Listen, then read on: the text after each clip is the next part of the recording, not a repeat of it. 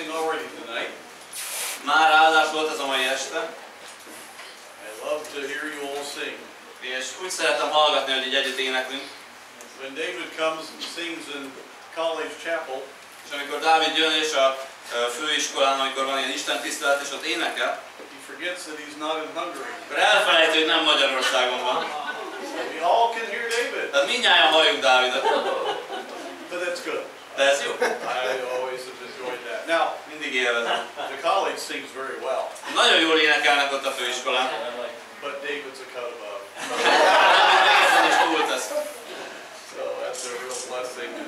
Igazi áldás tehát. I'm sorry to take him from you for a little while. Sajnálom, hogy egy kicsit még elraboljuk őt tőletek. But we've got some more work to do on De David. még kell rajta faragni, csiszolni.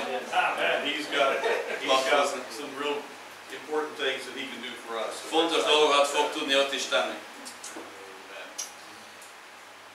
Some of you ladies have been praying for one of our girls that was having twins today. És hölgyek, imádkoztatok ezért a szülésért, amely ma bekövetkezett, és ugye ikrek születtek.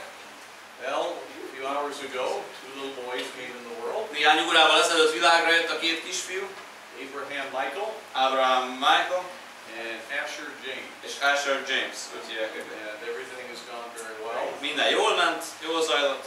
And the reason it means so much to us És azért olyan fontos ez nekünk, is this young lady has been in our ministry almost for the entire time we've been there. mert ez a fiat, tehát ez a hölgy, aki szült, szinte végig ott töltötte abban a gyülekezetben az ő keresztény életét, és az ő anyukáját pedig a Mrs. Mengerre vezette az Úrhoz. So it's spiritual children Tehát a mi lelki gyermekeink and grandchildren. és lelki unokáink így módon. And this young lady was in the same class that Daniel was in. És a fiatal hölgy osztálytársa volt Dánielnek. They graduated from kindergarten, Együtt balladtak az oviból, high school, a középiskolából and college, és a főiskolára. all of the same year. Tehát végig osztálytársak voltak, vagy csoporttársak. Then she served on staff for several years after that. Több évig szolgált a gyülekezetünkben, mint munkatárs. So we've known her a long time. Tehát régóta ismerjük őt, és hálásak vagyunk érte. So thank you for praying. Köszönöm, hogy imádkoztatok tehát. Turn with me to James chapter 3. Jakab 3. fejezetéhez lapozzunk. We have talked a lot about how God can use our lives.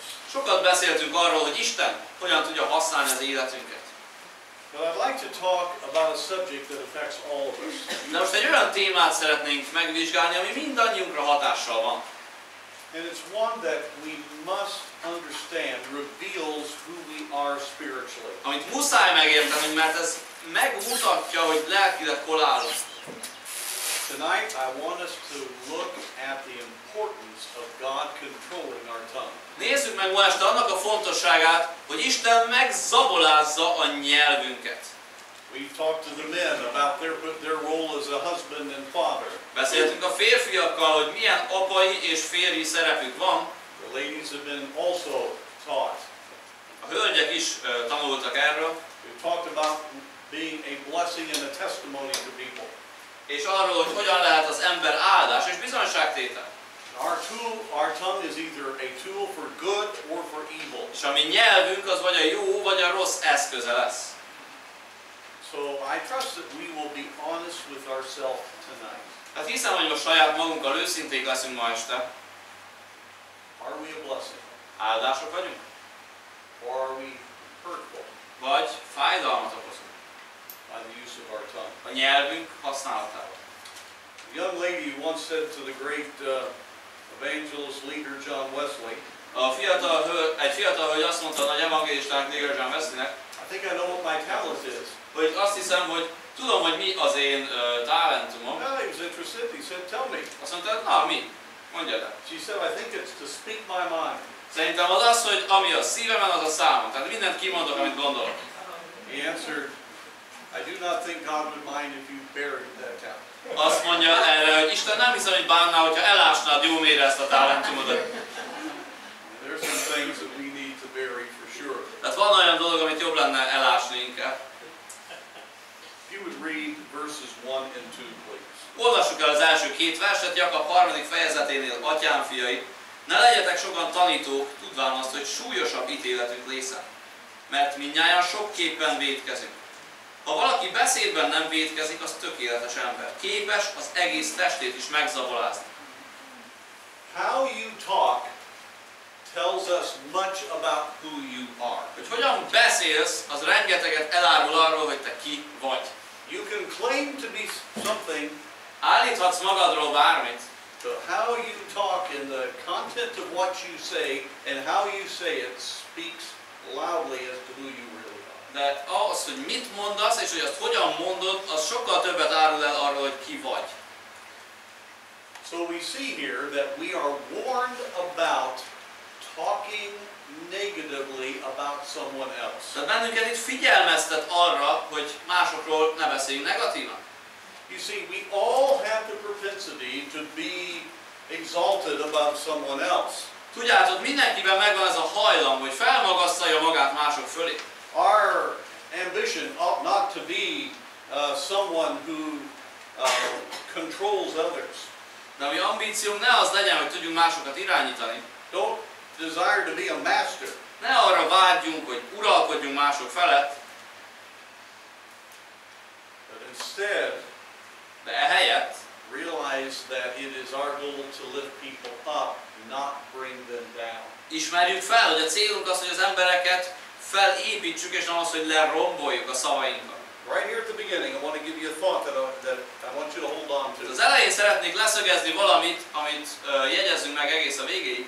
Every time you're negative about someone, Minden alkalommal, amikor negatív a hozzáállásod, you are making yourself better than they are. az azért van, mert magadat az illető fölé emeled, akivel szemben negatív vagy. Every time you're irritable or any time you're frustrated with someone, you are exalting yourself over them. Mindig, amikor úgy érzed, hogy ingerlékeny vagy úgy érzed, hogy frusztrál egy másik személy, akkor magadat fölemeled, azt az embert pedig letiprod. One of the greatest issues of our fallen nature is our self-centeredness. És ami bukott természetünkhöz hozzá tartozik, ez az önközpontúság. And so I want us to see that this matter of an uncontrolled tongue is a problem every believer has. Tehát a zabolázatlan nyelv problémája minden egyes hívőre igaz. You can be saved for years and have had some wonderful victory. Lehet, hogy már évekkel ezelőtt megtértél, és hatalmas győzelmeket tapasztaltál, Then find yourself saying things you shouldn't say. de mégis olyan dolgokat mondasz, azon kapod magad, amit nem lenne szabad mondani. First part of verse 2 says, for in many things we offend all. A második vers így kezdődik, hogy mert mindnyájan sokképpen vétkezünk, sokféleképpen. We become a stumbling block by what we say. Tehát a mi szavaink által botránykövek leszünk, megbotránkoztatunk. We cause someone to err, to be hurt. Tehát valakinek fájdalmat okozunk, vagy bűnre késztetjük. And here James, under inspiration, is saying, this is something we all have a propensity to do. És itt Jakab, Isten ígéretet követő azt írja, hogy erre mindannyian hajlamosak vagyunk. And it's in the present tense, which tells us it's an ongoing struggle. És a jelen idő nyelvtanilag azt jelzi, hogy ez egy folyamatos küzdelem. We've been talking about having victory in Christ. Beszéltünk arról, hogy győzelem Krisztusban. We've been talking about all that Christ did for us so that we can show forth His life. Beszéltünk arról, hogy mit tett Krisztus annak érdekében, hogy az ő életét tudjuk sugározni. Christ does not use our tongue ever to hurt someone else. Krisztus sohasem használja a mi nyelvünket arra, hogy más embernek fájdalmat okozzon. We need to understand that a tongue that is not under control is clearly the evidence of spiritual immaturity. Tehát azt kell megértenünk, hogy a zabolázatlan nyelv az a lelki éretlenség jelzője vagy indikátora. If you come to a place where you do not hurt people by what you say, Hogyha eljutsz egy olyan pontra, hogy másoknak nem ártasz a szavaiddal, you're a perfect person. akkor azt mondja itt a Biblia, hogy tökéletes ember vagy. That word means that you're complete, you're showing great maturity. De ez a szó, amit itt úgy fordítunk, hogy tökéletes, azt úgy kell érteni, hogy érett. Egy olyan ember, aki éretten viselkedik. You're consistently under the leadership of the Spirit of God. Aki következetesen, folyamatosan Isten szent lelkének vezetése alatt áll. And you are showing that the rest of your life is under the Spirit's control. És ezzel azt is mutatod, hogy az életed többi területe is a lélek irányítása alatt áll. A person who cannot control his tongue is also not controlling other areas of sin in their life. Mark it down. Tehát az az ember, aki nem tudja a nyelvét megzabolázni, annak biztos, hogy az élete többi területén is látható ez a zabolázatlanság. Ezt ne felejtsétek el, ezt húzzátok el. I'm bringing this up tonight because this is something that you need to be aware of in your spiritual life. Ezt azért hoztam fel ma este, mert a lelki életedben ezt tudatosítanod kell. We easily fool ourselves. Könnyen becsapjuk magunkat. We think we're doing okay. Azt hiszük, hogy minden oké. Then a husband's unkind to his wife. Majd akkor a férj nem annyira kedves a feleségével. Father gets irritated with the children. Az apa felgerjed a gyermekeivel szemben. A child says something unkind about their parents. Vagy egy gyermek illetlenül gorombán beszél a szüleivel. Or we say prideful things. Vagy büszkén beszélünk. Or we say things that ought not to be said. Vagy olyan dolgokat mondunk, amit nem lenne szabad mondani. We're not doing okay. Akkor nincs minden rendben. The Spirit of God is not in control. Isten szent lelke akkor nem irányít. That's what this is saying. Erről van itt szó. We all have the propensity to not control our tongue. Mindnyájan hajlamosak vagyunk arra, hogy ne zabolázzuk a nyelvünket, ezt mondja a Szentírás. But when you're living in victory, de amikor győzelemben élsz, when you're living under the power of the Spirit, mikor a Szentlélek hatalma alatt élsz, you're able to control your tongue. akkor képes leszel megzabolázni a nyelvedet. And that's showing that God is in control of your life. És ez azt mutatja, hogy Isten irányítja az életedet. And the other areas of your life are under control also. És az életed többi területe is irányítás alatt van. A man who's not controlling his thought life or lustful tendencies. De az a férfi, aki nem zabolázza meg az ő vágyait, vagy erkölcstelenségre vetemedik, almost always is an unkind man. Az ugyanakkor mindig szinte egy ilyen goromba ember. A woman who is involved in wrong communication, maybe through the internet. Vagy az egy hölgy, aki nem megfelelően kommunikál, nem helyesen kommunikál, talán az interneten keresztül. Often has a sharp cutting tongue. Gyakran éles, metsző nyelvvel rendelkezik. That's just a couple of examples. Csak néhány példát, hogy említsek. It is a big deal. Tehát ez fontos dolog. Young people, fiatalok, behind adults' backs, you say things about people that are not good. A felnőttek háta mögött, hogyha mondatok róluk olyat, ami helytelen, ami nem kedves. You talk about other teams. Vagy beszéltek a többi tiniről. Or you badmouth leadership. Vagy a vezetőségről pletykálkodtok, vagy rágalmazzátok őket. You may look like a good team. Akkor lehet, hogy a tinik körében ezzel kitűntök. That is a clear sign there is a major problem. Ez nyilvánvaló jele egy nagy problémának az életetekben.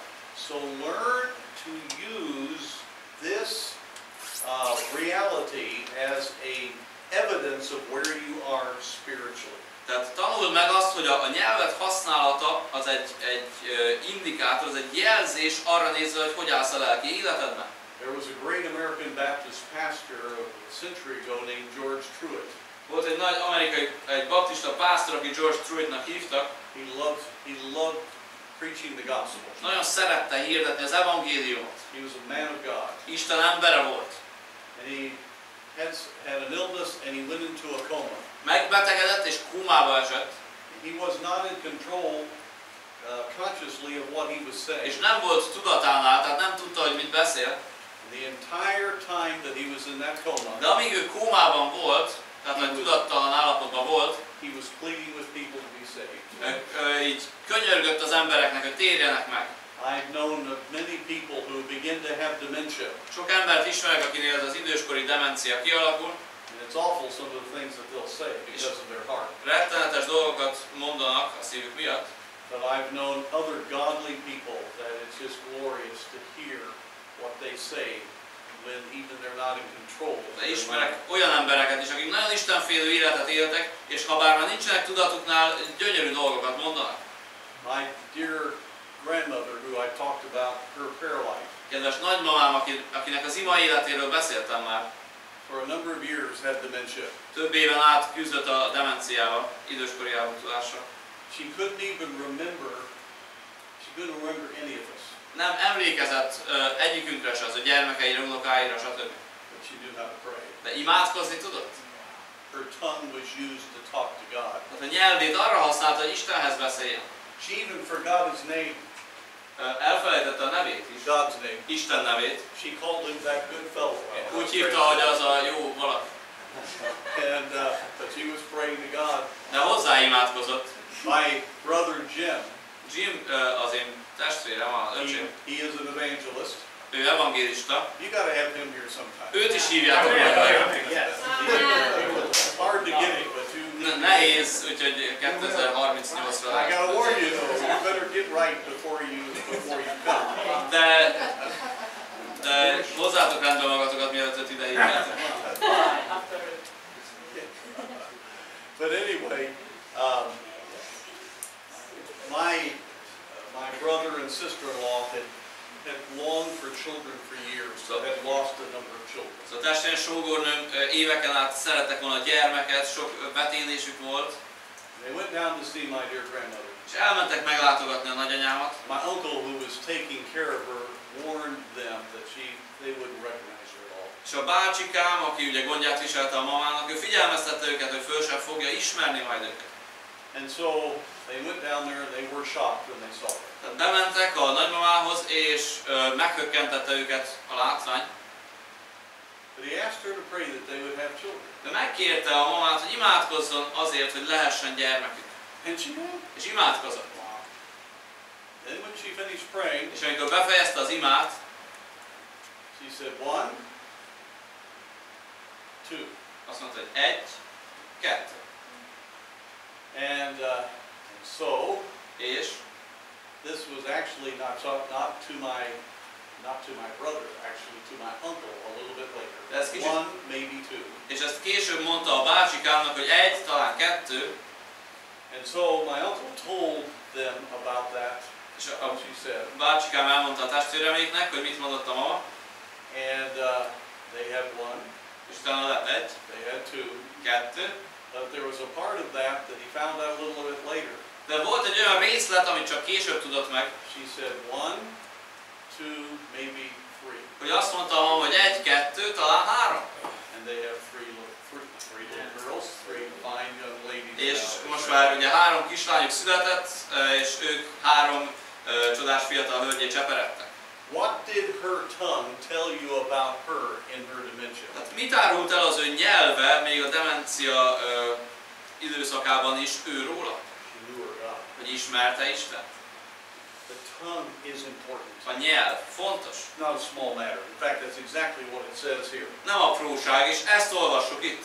Let's look at the destruction quickly that is caused by the tongue. Nézzük meg, hogy milyen pusztítást végezhet a nyelv. Verses 3 and 4. 3 és 4. Így mi a lovaknak szájába zabolát vetünk, hogy engedelmeskedjenek nékünk, és az ő egész testüket igazgatjuk. Így mi a hajók is, noha mi nagyok és erős szelektől hajtatnak, mindazáltal igen kis kormánytól oda fordítatnak, ahová kormányos szándéka akarja. The mouth seems like it's such an insignificant thing. Hát úgy tűnik, hogy a száj ez egy ilyen apró szerv a többi között, But a bit in a powerful horse's mouth can cause that horse to be moved one direction or the other. de az icipici zabla, amit a lovak szájába vetnek, az azt a nagy és erős, izmos állatot ilyen vagy olyan irányba képes terelni, az a kis darab. I had a friend who worked with horses out in Colorado. Volt egy barátom Coloradoban, aki lovakkal foglalkozott. And I saw him take powerful stallions and break them so that they could be ridden. És láttam, hogy törte be ezeket a csődöröket, hogy lehessen utána rajtuk lovagolni. And I realized how powerful unbroken stallions or any kind of horse was. És én ott megtanultam, hogy mekkora ereje van egy még be nem tört lónak. But once they're trained, De miután az ember betörte, megtanította, just a little tug, and the bit causes them to move. akkor egy icipici rántással vagy húzással ezzel a pici zabolával irányítani lehet a lovat és annak a nagy erejét. It is small, but has great influence. Apró ugyan, de nagy hatása van. But what is really amazing is to see a great ocean vessel. De ami igazán csodálatos, ami egy nagy óceán járó hajót, hogyha megfigyelünk, You don't see it above the water, nem lehet látni a víz szintje felett, but at the rear of the vessel is what's called the rudder. De a tatjánál található az, amit kormánylapátnak neveznek. Compared to the size of the ship, A hajó méretéhez viszonyítva the rudder is almost insignificant in size. szinte jelentéktelen méretű a lapát. But it changes the direction of the ship as the pilot turns it. De az egész hajónak az irányát, a haladási irányát meg tudja változtatni, hogy a kormányos tekeri a kereket. Oh, my tongue doesn't mean anything. Hát az én nyelvem nem olyan It nagy doesn't ügy. matter if I say certain things. Mindegy, hogy mit mondok. It influences big turns in people's lives. Ez nagy hatással van, fordulatot jelenthet egy ember életében egy szó, amit mondasz. What you say to your children, moms and dads, can affect their future. Apukák, anyukák, amit a gyermekednek mondasz, az az ő jövőjét képes befolyásolni. Teenagers, what you say to another peer can cause them to have a life of tragedy. És 10 éves, amit egy kortársadnak mondasz, az egész életét tragédiába sodorhatja. Mocking, making fun of people, talking down to them can do great damage. Hogyha kigúnyolsz másokat, vagy csúfolsz másokat, vagy lenézel másokat, és a szavaiddal ezt kifejezésre juttatod, az életét is tönkre teheted ezzel. Gossiping on the job Munkahelyi pletykálkodás. can cause an unsaved coworker to go to hell. Egy hitetlen munkatársad emiatt a pokolba kerülhet. It will wreck your testimony. Mert a bizonságtételedet tönkre teszi. The tongue has huge influence. A nyelvnek nagy hatása van. The tongue can have great damage in the local church. Tehát a nyelv nagy kárt tehet a helyi gyülekezetben. Satan loves to get a carnal Christian to use their tongue for damage. Tehát a sátán szereti azt, hogyha egy testies keresztény nyelvét felhasználhatja károkozásra. The church is the body of Christ. A gyülekezet Krisztus teste, He's the head. ő a fej, He purchased it. ő az, aki megvásárolta azt, And to allow our tongue to hurt people within a church is one of the most dangerous things a person can ever do in their life. ha megengedjük a nyelvünknek, hogy kárt okozzon egy embernek, egy gyülekezeti tagnak, akkor ez egy rendkívül rossz dolog, amit tehetünk. I'll have people come and want me to say something negative about maybe a sister church nearby. Tehát emberek oda jönnek hozzám, és arra akarnak rávenni, hogy mondjak valami rosszat egy másik vagy harmadik gyülekezetről. I will never do that. Soha nem teszem meg. Even if I don't agree with everything. Még ha nem is értek egyet a másik They're a gyülekezettel. Bible-believing church. Ha a Bibliában hívő gyülekezet, They're the body of Christ. akkor ők Krisztus teste. And I dare not touch it. És nem merészelek egy ujjal hozzá nyúlni. The person who defiles the church of the living God, the Bible says God will destroy. Mert aki megrontja az élő Istenek gyülekezetét, megrontja azt az Isten, mondja a Biblia. But we don't think it's such a big deal. De mi azt hiszük, hogy ez nem nagy ügy. Look at verses 5 through